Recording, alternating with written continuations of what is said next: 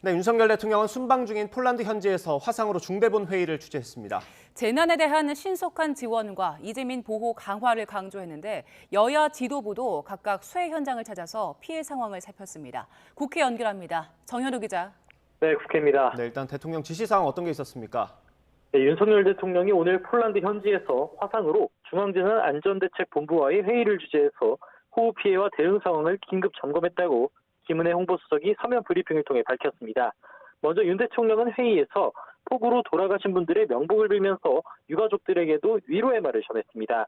이어 재난 피해에 대한 지원은 신속해야 한다며 행안부와 지자체가 함께 이재민 보호와 지원 상황을 점검해 불편을 최소화해야 한다고 강조했습니다.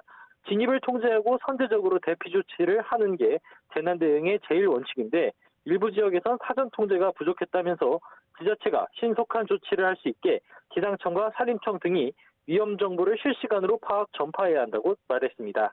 그러면서 경찰을 향해선 지자체와 협력해 무리하다 싶을 정도로 저지대 진입 통제를 할 필요가 있다고 지시했습니다.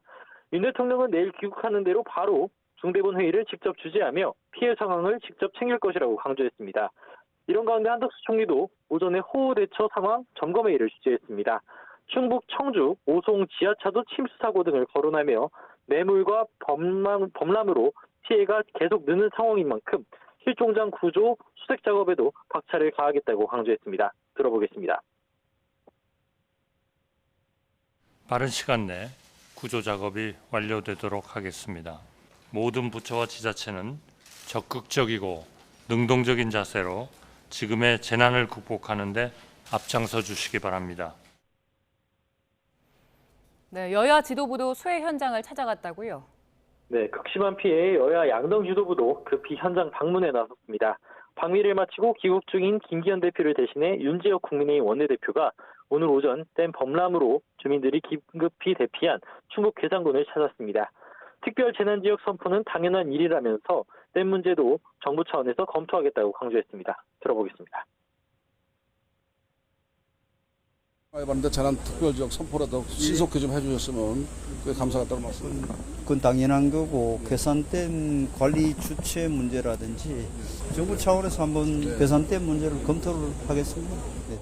이어 경북도청에서 지역 피해 상황 브리핑을 듣고 사망자가 속출한 경북 예천 지역의 경로당을 방문해 수재민을 위로했습니다.